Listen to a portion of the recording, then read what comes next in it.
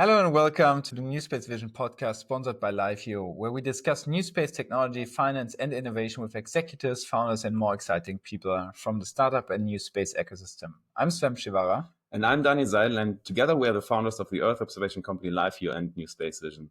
Today's guest is Bogdan Gogulan, the CEO and managing partner of NewSpace Capital, which is a venture capital firm purely focusing on backing space companies. And you guys backed companies such as ISI and Kairos. And welcome to the show, Bogdan. Thank you very much for having me, guys. Great to be here with you. And today we will dive a bit deeper into the financing landscape of new space companies, right? We had more than 40 companies on the podcast already, but I think every single company was backed by venture capitalists. And this is typically for such a heavy industry where we need to do a lot of upfront investment, sometimes the only way to start, right? But before we dive deep into the financing landscape, we want to know a bit how you got into it. So maybe starting with a short introduction, can you tell us about your journey so far? Yeah, sure. So I'm CEO managing partner of NewSpace Capital, the firm that is based in Luxembourg. But myself, I'm originally from Estonia, and then I moved to the UK to finish high school, go to university there.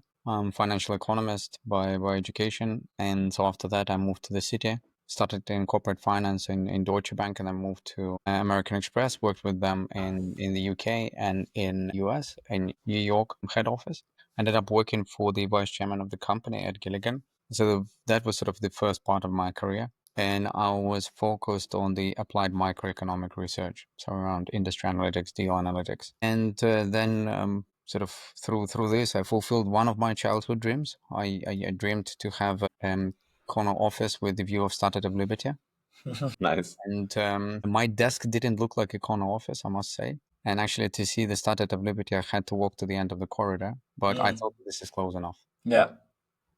And so then, after spending years in the corporate business, I wanted to do something else. And I always wanted to be in the front office. I always wanted to be in investment in deal making. And for me, going into the sort of the analytical side of sort of economics was just building up sort of technical toolkit that should help in the front office. But once you do something well in the corporate business, it's really difficult to break out of it. And so every time I would try to come to the front office and talk to my superiors about that, they would say, look, we have people in the front office. You're so good at what you're doing.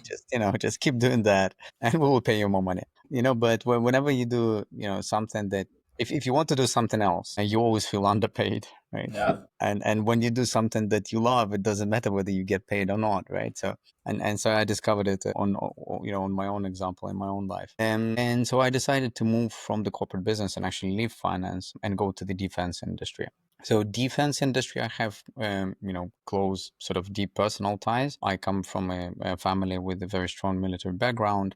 I'm actually the first person who hasn't been to a military in the last 1100 years. We have 4 field marshals in the family, and so kind of strong military tradition. And so I went to defense business, but not as a soldier or an officer, not as a part of the combat force, but went into defense business as doing business development and focusing on ISR, intelligence, surveillance, and reconnaissance.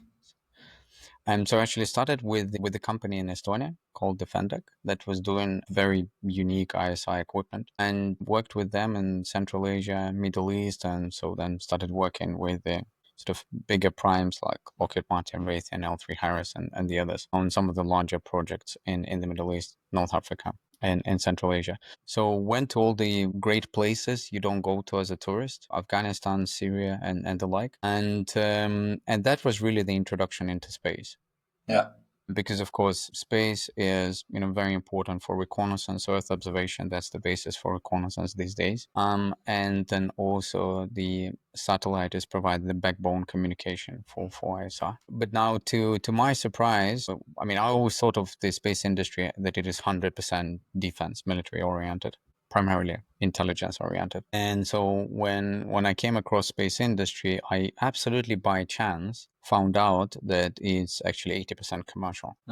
Considering that prior to that, I spent 10 years, analyzing different industries. And then suddenly I stumbled upon the industry that I have never heard about and I knew nothing about. And so I just had, sort of personal interest, and I started looking a little bit deeper into the space industry. And then I had the epiphany moment. I thought like, wow, there is something very interesting going on. there is an industry that majority of the people don't know. Like, look, I was a specialist on the industry analytics. I didn't know about it. So for me, it was like, okay, probably the majority. If I didn't know about it, the probably majority of the people don't know about it. And so the industry has been around for 65 years. The industry becoming a backbone for many industries. It brings in the productivity, the efficiency, right? And it has this exponential growth. I mean, it's amazing. It's kind of what we had with telecom, back in the days when the production function for the telecoms changed. That allows privatization coming of the private capital into the industry. And so we see the same happening with space, but not many people taking advantage of this or using that as an investment opportunity. So that's when I had the epiphany moment and gave a call to Felix von Schubert, the second co-founder of NewSpace Capital, a really long time friend of mine. So we know each other for over 25 years. I always say that, look, he was my best man, both at the first and at the second wedding. We're very close. Felix comes from traditional private equity background. So JP Morgan, then after that, 6 generations of funds out of 2 GPs, fantastic track record. So I gave him a call and I was like, Felix, look, what do you think about space investment? Is this a completely dumb idea or there is, something to it? And Felix and I, we're like ice and fire, right? So I'm like, and I always say that why am I CEO? So I'm chief executive optimist, right? And so he's much more level-headed. And so when he said that, no, look, it's exciting, it's a fantastic opportunity, I thought, well, okay, well, if Felix thinks that it's an exciting opportunity, if he's excited about it, then it's probably exciting. And then, I mean, one thing that at the time, neither Felix nor me, none of us knew anything about the space. And so we thought, okay, well, we need to find someone who knows things about space. And that's how I gave a call to another friend of mine, Slava Turishev, who spent 30 years with Jet Propulsion Lab. Uh-huh. And he is on the advisory board for fundamental physics at NASA. He has been advising a number of startups. He is probably the world's biggest authority on interplanetary ballistics and in space photonics and all sorts of things. And yeah, we called Slava and asked him if he would like to join us, what he thinks, and that's how NewSpace Capital started. So 3 of us coming together, thinking that it's a fantastic opportunity and bringing together very different but complementary skill sets and backgrounds in terms of technical investment and so business development sort of and defense, understanding of the defense industry, bringing those two sort of 3 together to start NewSpace Capital. And so that's what we've been doing since, and that's been now nearly 8 years. Yeah, super interesting. And like you've mentioned that you're out of Estonia. I always find it incredible. Relatively small country, obviously, but with so much entrepreneurial talent and also inspirational. Daniel and myself, we were in Tallinn when the company Life Year started because we participated into the Copernicus Masters, or won one of the Copernicus Masters challenges. And that's the moment we said, hey, we're gonna go full on with Life Year, and it's, so to say, the birthplace of the company in one way. The very first check, it was 5K. Yeah, the very first check. Exactly. Acceleration. But obviously today we want to learn much more about the company NewSpace Capital and also how you look at the industry, because obviously they are now, and I would have never thought that when we were in Tallinn in 2017, 18, that now you would see so many investors investing in space. But most investors which are investing in space technology have a background in SaaS or have done deep tech in the past and now are investing more and more in space. You're really pure breed. You spend all your focus, as the name says, on new space. So maybe you could tell us what you focus on and what NewSpace Capital does and how you differ maybe beyond that pure focus on space businesses. Yeah, sure. So because as you mentioned that space investment is becoming more mainstream, and I think those people who haven't invested in space yet, it's not because they don't see value in it, but because they're just looking, what would be the right investment vehicle, what's the right strategy, how to approach it. And so we're going to see more and more people investing in space. I mean, we can see a huge difference, 3 years ago or 4 years ago when we just started doing first deals. When we were talking to potential investors, we first and foremost had to convince them that space is an interesting emerging asset class. Right now, we don't need to sell space. We need to talk about the specific strategy, specific portfolio, specific team, but not space thesis at large. And so indeed, there is, huge change of tides. Now, and we see that there is various strategies emerging in space, and some people really like focusing on the early stage stuff. Then there are some generalist investors that like to sort of double into space, and then there are also late stage larger private equity firms that are looking at the pre-IPO deals. But there's still huge gap for the growth capital, and that's what we are tackling, specifically growth capital. What's the definition maybe of growth capital for all people listening in which are not familiar with the different terms of DVC and growth or PE landscape? Sure. So growth capital, those are the companies that already have existing product, they have existing revenues. And so there is very clear product market fit. And as a result, they're really ready to scale the operations. And quite often that means internationalizing the sales outside of the home market or home region to get to the global stage. And so that's really the stage at which you start differentiating between the leaders and the followers. So that's when you see the leaders sort of, taking off and creating a gap between themselves and sort of the pack of followers. And specifically our expertise is to identify those leaders and help them to hyperscale. And so we help them to go outside of the original market, or if it's European companies, help to bring them to the US. If it's US companies, help them to bring in Europe and in other markets. And so that's what we're focusing on. This is the most challenging part in terms of the availability of the capital.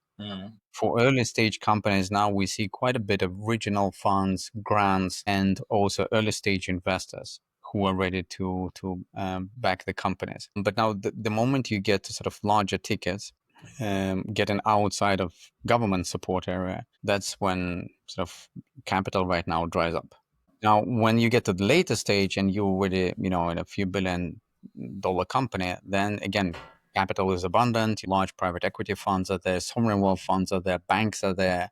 And so it's really that valley of death. And it's also challenging part of the growth of the business, because this is usually when you typically grow from, say, 40, 50 people to 200 people. And then that's the most challenging part also, because this is when CEOs need to stop being the, chief technical officer, and they need to become chief strategy officer and chief people manager officer and chief vision officer, right? Chief fundraising officer, when they start wearing completely different hats. And for a lot of CEOs, that transition is very challenging, because they effectively need to give up doing something that made them successful in the past.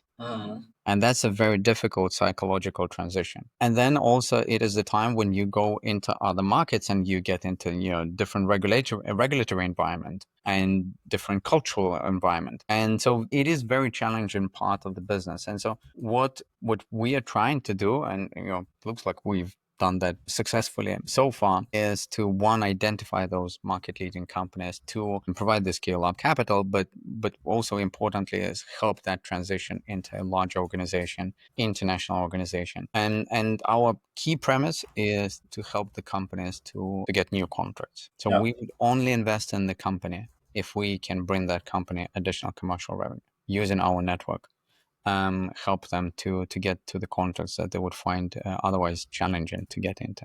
So that's sort of a fairly, I think, easy to understand construct. And the challenge is that, the execution of that requires sort of a combination of rare skills and very deep network. And so what we are very fortunate with, that in NewSpace Capital, we managed to build a team that has this very broad network, over 150 years of industry experience, and really build a team of industry operators who have the understanding of the technology, of the operations, finance, business development, and all of that in the context of the space industry, and who's traveled that road, who's been through it more than once before, and therefore can help other companies to travel through this road faster. That's the idea. Yeah, can you tell us a bit more about your fund? How big is it? And also, which companies did you back so far? Sure. So at the moment, we have 130 million in committed capital. So we continue fundraising. We actually have the final close end of June. And at the moment, we invested in 6 companies. And we started doing first independent sponsor deals, which means that basically we just invested direct into the companies. And then once we got to the critical scale, we just pulled all of them together under one umbrella of the fund. And so first deals that we've done were iSight, So now market leader in synthetic aperture radar. Back in the day when we looked at eyesight, it wasn't a household name, and it's great just to see what company has accomplished over the last 4 years. And then the second company we backed was Kairos, which is an AI analytics company based in France. Then investment number 3, which was critical for us because that's what enabled us to really start the fund structure as such, was Kai Labs, also based in France. And Kai Labs does laser communication. So they're absolute global leader in laser communication, space to ground and ground to space laser communication. At this point in time, we actually felt like, look, it seems like we are not a European fund, we're a French fund. Two out of three companies from France. Someone called us triple F at the time, so Finland, France, and France. True.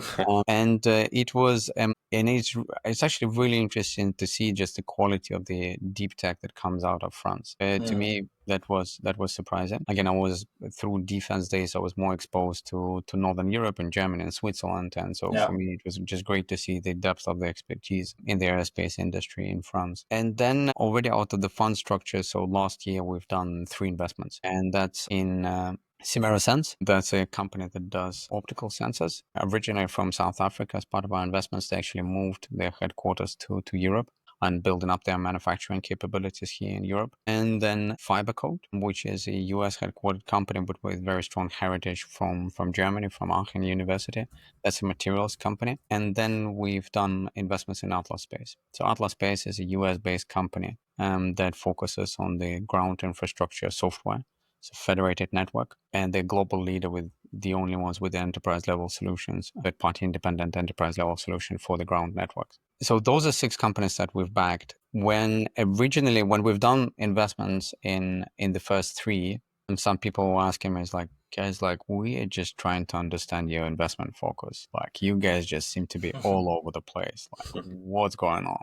By the time we've done investment number 6, it's very interesting. People come to me, and people from the industry come to me and saying, guys, it's very interesting that you basically have a portfolio of market leaders.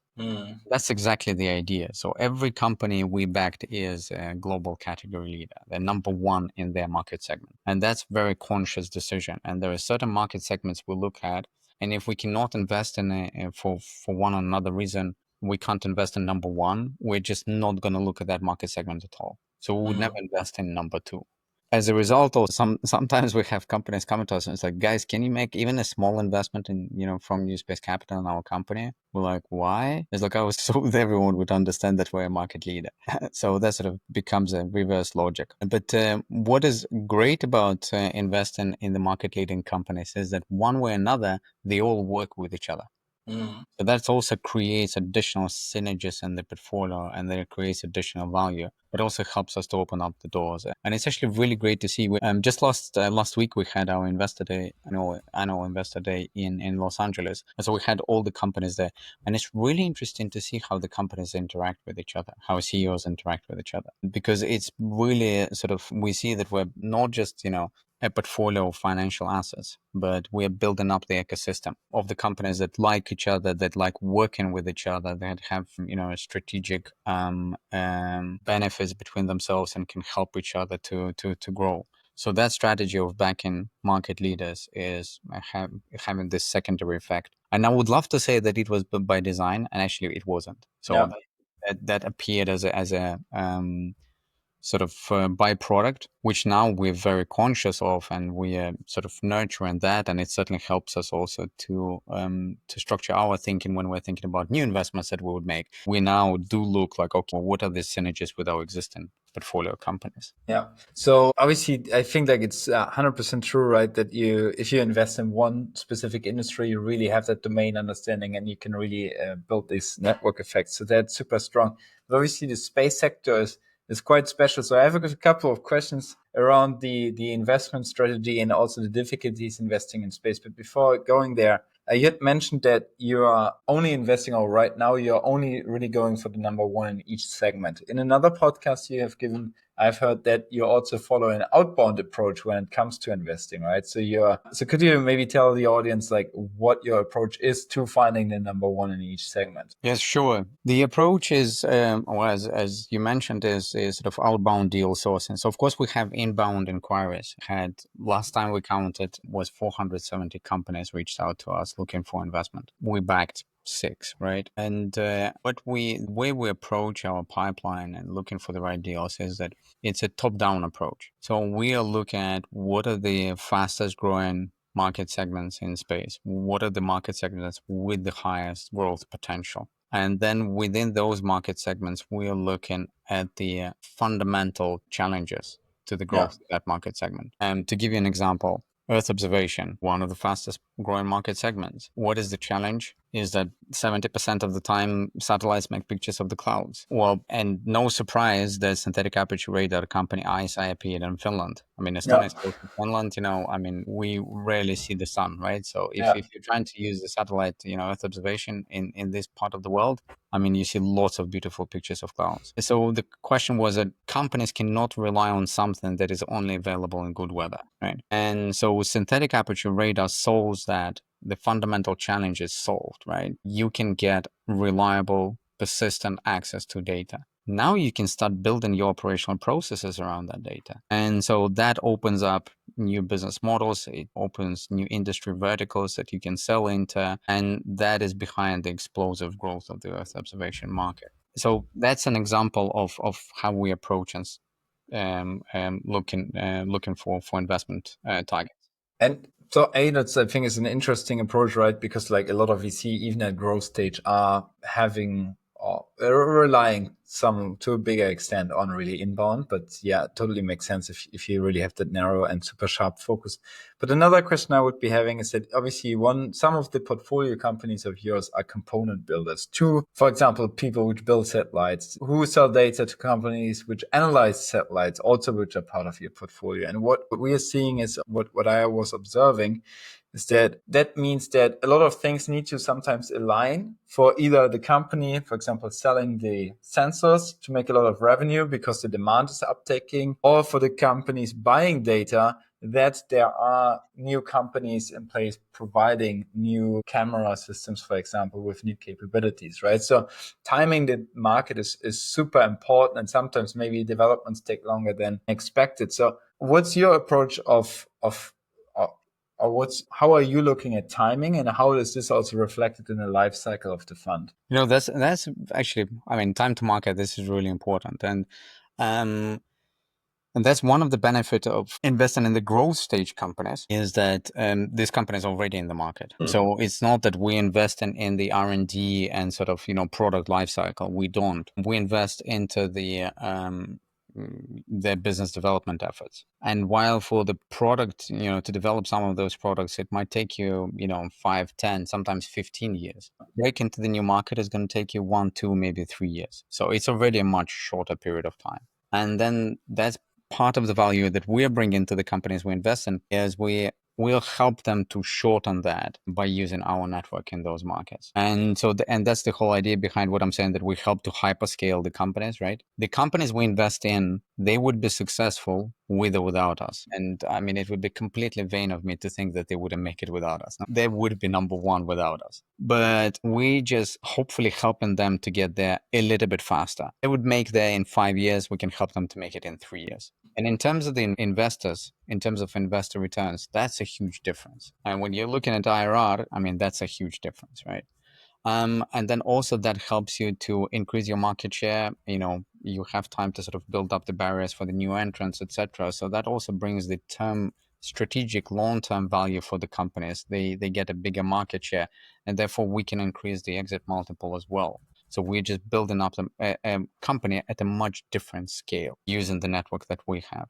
But going back to the beginning of your questions about the components and how is this sort of indirect effect of the market demand on the companies that we are investing in. Actually, when we look at the value chain, when we've chosen the market segment, we've chosen the fundamental challenges. Also, part of our analysis is look at the complete value chain to understand who is getting the most economic benefit from that growth. And, a good example is actually, equipment manufacturers for satellites. Satellite building is traditionally a low margin business. And as we're building more and more of the satellites and they're becoming smaller, it's really becoming a commodity. And so it's a question of scale, not of margin. And when we looked at the satellite builders, there are a number of satellite builders that are doing really well, but then also there's a transformation of the business model from satellite builders into the satellite as a service. And so when we looked at it, it wasn't yet clear who is going to be number one.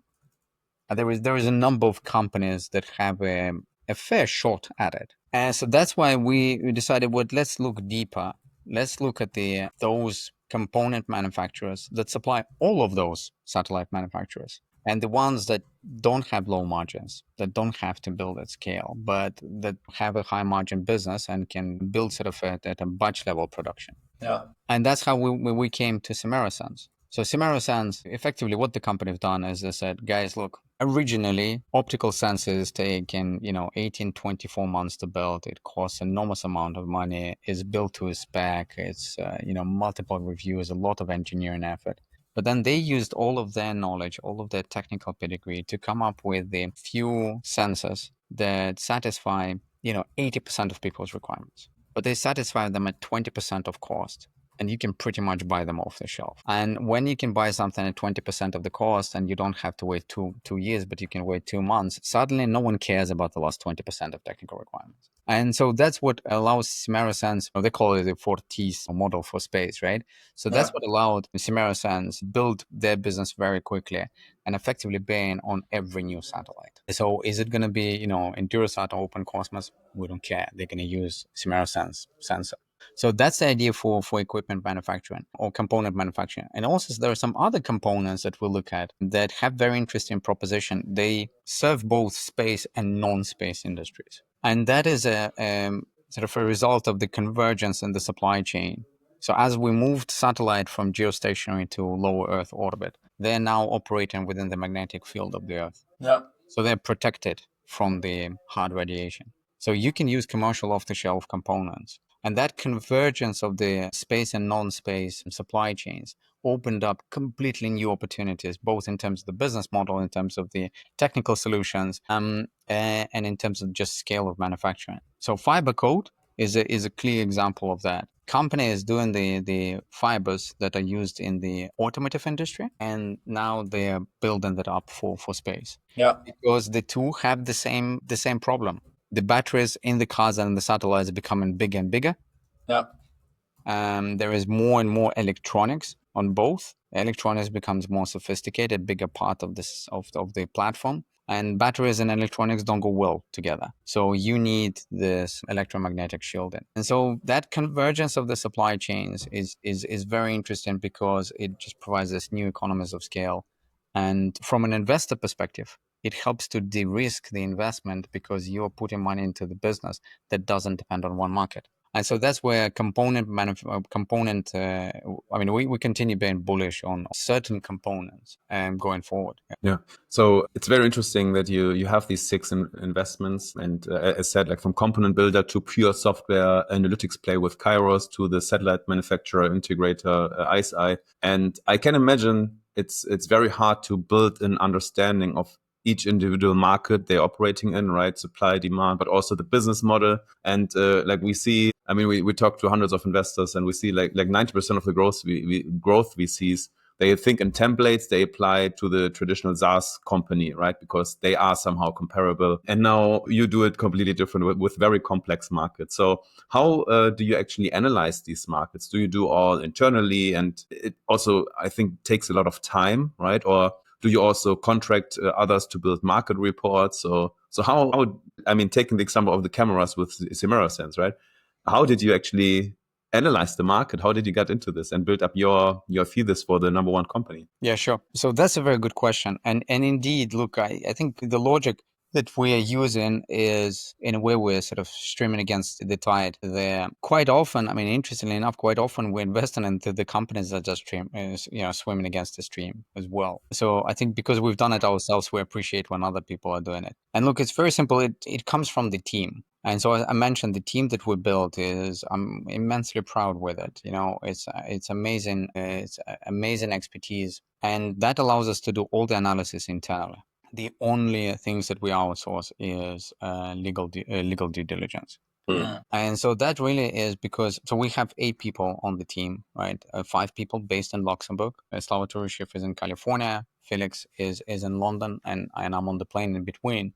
And so what we have is we have very deep technical expertise with Slava. So it's very interesting because Slava, through his role with JPL, with Caltech, he not only sees the technologies that are available now, but also technologies that might become commercial in the next 5, 7, 10 years. Then sort of the next level of the, I would say, sort of, build up of the technical expertise, right? So the next level is engineering, and that comes from Martin Halliwell.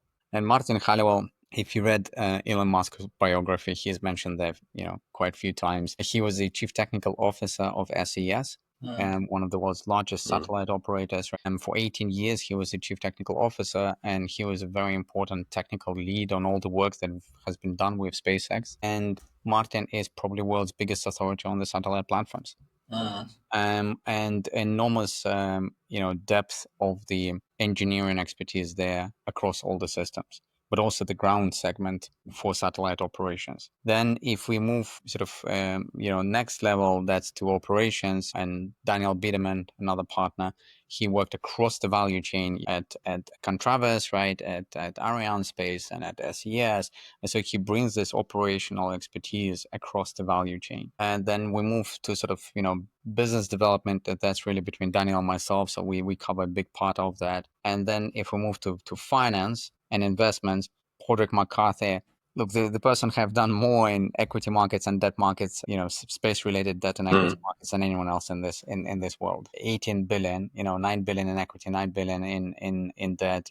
He was the lead on the IPO of SES. And so he is the expert on space finance. He was the person in charge of the largest ever insurance payout. So that sort of helps us to create the depth of our finance expertise. And when we do financial due diligence of specifically space related companies, we understand what to look for. Yeah. And on the website, there are even more as an advisory board, right? I mean, Jean-Jacques Dordain, the Director General of ESA. I see an astronaut there, right? With Michael Lopez Alegria. And I mean, are they active, or like how do you work together with these industry experts? Yeah, look, we're very lucky to have very engaged industry advisory board, right? And so you just mentioned Michael Lopez Alegre again. He was with us in LA last week, and of course, look, I mean, he's a legendary figure. He actually flew, I think, on everything that flies to space, from shuttle to Soyuz to SpaceX, and just an absolutely incredible, incredible person, and probably one of the most charismatic people that I've ever met in my life. Also, we're very fortunate to take advice and support from people like Pete Warden, right, who was the head of AIMS Research Lab. And then this year, people who joined us is, Rui Pinto, the former CEO of SES. Then Lieutenant General John Shaw, the former deputy head of the Space Force in the Space Command in the US. He was actually our keynote speaker last week at our event. And then Air Marshal Andrew Turner, the former head of the Space Command in the UK. Yeah. These people have enormous amount of the operational expertise, and we certainly use that. Yeah. And we also see, I mean, you were one of the pioneers, right, in space investments, or early, actually, right, with 2017, I would say. And on the website, what I like about your website is you have a lot of educational material, right? Like you have like investment frontiers, market segments, technologies, applications, like people can really read this up.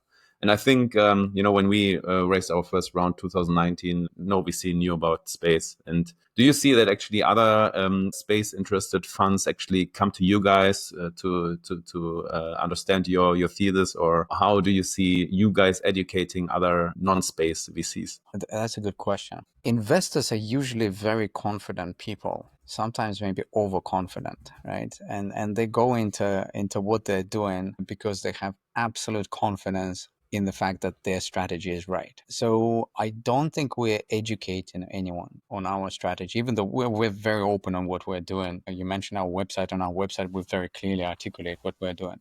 But there are some other investors with whom we see eye to eye. that we sort of understand each other and respect each other. Even they might have other strategies, but it's complementary, or they might have a completely different approach, but we think that this approach also has. So in there, I think it's more sort of not educational, but there is definitely a joint work between certain investor groups that sort of feel comfortable working with each other. Yeah. Now we want to switch gear a little bit, coming to the end of the podcast, and speak a little bit about the wider ecosystem. I mean, what you've described is right. The Earth observer, the space ecosystem is opening up to more investors. More investors want to move into that field, and there's a general interest also from an LP base to participate in the growth of that space. Now, you've mentioned also at the very beginning of the podcast that you started your venture in venturing into the space ecosystem from a defense and security side of thing. Now, there's people call it the global decoupling or whatever. Definitely in Europe, there's a lot of now investment in defense, and there's now for the first time also a commissioner for the EU who's responsible for both defense and space. What changes do you see right now happening in the ecosystem driven by these macro trends? Yeah, sure. Look, great question. And that, interestingly enough, that was one of the main topics for our Investor Day last week in LA that I already mentioned, a few times, because it's both fresh in my mind, but also because of it's topical. And so we had very interesting keynote speech from Lieutenant General John Shaw. And then also we had very interesting panel with Lieutenant General Shaw and Air Marshal Turner. It was actually, a little anecdote. When they started the panel, John Shaw said, "It's like, Andrew, I think it's the first time I see you without the uniform." And so the last time they've been in the room together, they were in the uniform, but this time they were not. But it was very interesting to hear their view on this, because they both very recently retired from the sort of combat roles, right? I think about 12, 18 months. So they have very fresh sort of view of what's happening inside the defense organization. But then they already have kind of very good view of the space ecosystem, commercial ecosystem, investment ecosystem. And also what's very interesting, both of them have a very diverse background. I mean, Air Marshal Turner, he was educated as an oceanographist, so they have a much broader view of the world than just defense. And so in his keynote speech, Lieutenant General Shaw, I think, described it really well, that look, if you're thinking about these sort of three areas, defense, civil space, and commercial space, that those are really converging. Yeah. And defense, you can see it very clearly that defense applications are more and more relying on commercial capabilities, and Starlink or ISI are not the only examples of that. Yeah. And that's where I think the approach that we are taking, we're going to stand by it, and the approach is we invest in commercial space companies. For us, it is important that commercial space is the biggest part of their business. Why? Yeah. Because commercial space is bigger. It's 80% of the market. Because it is growing faster. Yeah. And it is a very important foundation for anything that you do. I spent, half of my career in defense business. I know how cyclical it is. 1 year is fantastic. Another year, there is nothing. So really, we see commercial business as the foundation. Now, the government business, that's the cherry on top. Sometimes that cherry is the size of pineapple. But what's important is that if it is not there, these companies, they have a solid business case. Yeah. So what I always say is that the companies that we invest in, they play a critical role in the global security infrastructure. But the defense business is not crucial for this company's survival. Yeah. And this is a very comfortable situation to be in, both for the companies and for an investor in these companies. And yes, absolutely. Look, ISI, Kai Labs, Simera Sense, they're fiber code, all these companies are absolutely critical for the defense applications right now. You can't imagine. And the defense community is relying on these companies more and more, right? So defense is becoming more and more space dependent. But what's really important is that these companies have very solid commercial business. Right now, yes, look, there are strong tailwinds. And it's interesting that, we used to have transatlantic partnership. The idea was that, guys, let's not just pay twice for something that we can pay once and sort of use that. Now there is the idea that, look, US wants to have their own sovereign capability, and Europe wants to have its own sovereign capability, while still, having a very deep transatlantic defense architecture. That's maybe not such a good, news for us as taxpayers. But for us as investors in the defense companies, that's actually great news. And because that means that, Europe is going to build this infrastructure and US is going to build infrastructure. So that's double the business for the companies we invest in. So there is an investment case for, hey, SpaceX of Europe or whatever of Europe. Look, there are a few companies that are, looking to develop the launch capabilities in Europe. Launch was just one example, but I mean, generally, I would also agree to the fact that, right, like what you've said, there's business in North America and or in the US, and if it's crucial to sovereign capabilities, then there you can make a business case out of, hey, we need this in Europe, so fund this company for Europe. So you could say SpaceX for Europe, Planet for Europe, etc. Right? Yeah. So that's a business case. Yeah. Look, I think space actually is a very interesting market. Just think about it. Even US, which has probably most advanced military in the world, and lots of finances to build up their space capabilities, cannot do it on their own. There's still a lot of the European technologies they rely on, and vice versa. So I would be very mindful of trying to, when people talk about sovereign capabilities, that guys, it will never going to be 100% sovereign. Yeah. But at the same time, is there a case for competition? Always is, right? So look, we have ISI, we have Capella Space. It's okay.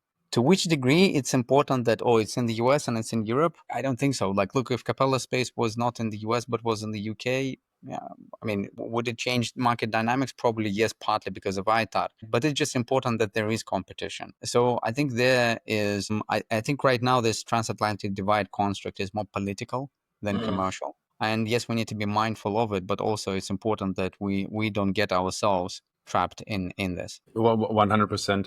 On the other side, something which was only there theoretically was becoming practice when the US actually forced a commercial company, Maxa, to shut down the image supply for the Ukraine, right? This was unbelievable because it was actually a commercial contract with Poland, which was just paused for a few days, right? So I think that's a bad trend, of course, but it shows that we can't fully depend on this. And I hope, right, that this will open up again in the future. But right now it's a crazy phase.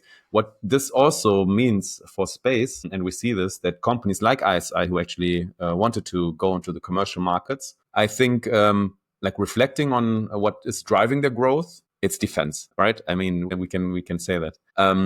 And we have seen not only ISI, but also Planet.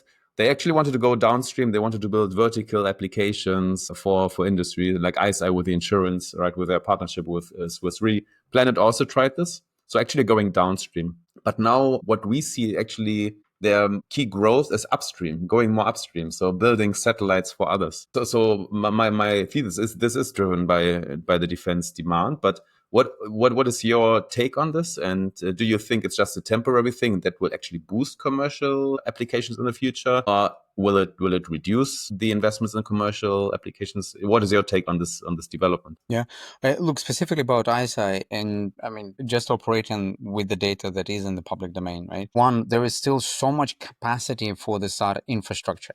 So that demand hasn't been satisfied. And of course, the company is rightfully satisfying that demand. To say that the clients of ISI buying that only for the sovereign defense capabilities, no, they're not. No, there's much broader applications. And building SAR capabilities just for one use case, it just makes no sense. Because again, as I told you, I mean, defense spend, you have a conflict. The day after tomorrow, the parties are going to agree on the truce or peace. Suddenly you have all this idle capacity. And then that defense capacity is going to deteriorate over time. And then next time when you need it, you actually don't have it. I mean, that's the challenge that we had because how it was built during Cold War, we were maintaining the capabilities. The Cold War stopped. We stopped maintaining capabilities. We're back in the sort of conflict area, and suddenly we don't have those capabilities. So that's why having the sustainable commercial businesses, sustainable commercial infrastructure is so important for defense as much as it is for the commercial business. And all these partners that are, building this SAR infrastructure right now, they are all looking at the commercial applications as much as the national security applications. And that goes for insurance, for construction, for mining, and for other applications. So to go back to your question, is it one for ISI, they're satisfying the demand for SAR infrastructure? Two, that demand doesn't come only from the defense. And therefore, as we go forward, and there is tides turn and we don't have a conflict in Europe, I don't see that demand going away, because the demand is just going to switch and there's going to be more commercial spend versus defense spend. Yeah. And I think, some people say like the last 15 years in the venture capital industry, mainly driven by software, not a lot on the hardware side has changed. Then through climate change, there were a lot of energy investment, which were going back into hardware businesses. And now with defense, there is a lot of hardware work to do. And I think in the 20th century, we have seen like defense and research, like deep tech hardware, that is always connected, right? Space is, that's where we are coming from, right? So I also think that this will actually boost the commercial applications in the long run, right? Like with all the investments, it will bring costs down. And we have seen technologies like GPS evolving, right? Which we use now just to get some food delivered to the right address. So yeah, it's definitely a tailwind.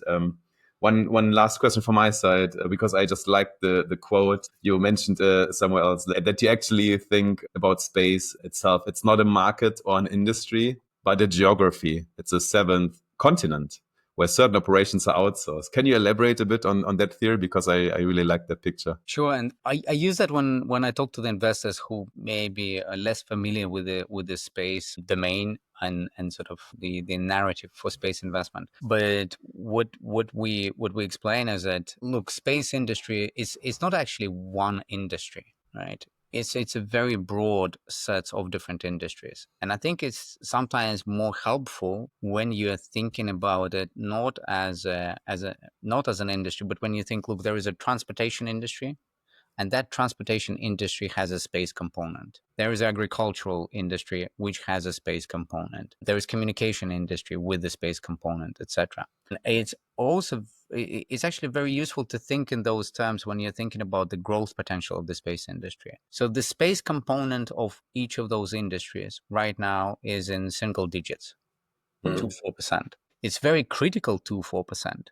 But what it shows is that there is huge room for growth. Then also when you're thinking about, okay, but in this case, what do we invest in? Are we investing in the transportation space, or are we investing in the communication space? That's where we're saying that, guys, look, thinking of it as investing in Australia, right? Or thinking of it, when China opened up and it was a low cost market where you could outsource a lot of the activities, that was the source of growth because of more efficient operations. That's exactly what space is. Space infrastructure brings down the cost and gives certain technical advantages. We make space infrastructure more flexible and more cost effective than the ground infrastructure. And so therefore we can do things from space faster, better, and cheaper than we can do it on the ground. And that's why if people think about the space as just a place where we outsource some activities because they're cheaper and they're better done there, and that's sometimes a better way to understand what role space plays for the global economy. Yeah. And maybe now really coming to the end of the podcast because of time, what would you say are the next big trends within the next 5-10 years in space? What are you bullish on? I'm glad you asked 5-10 years, because in 5-10 years, no one will remember what I said.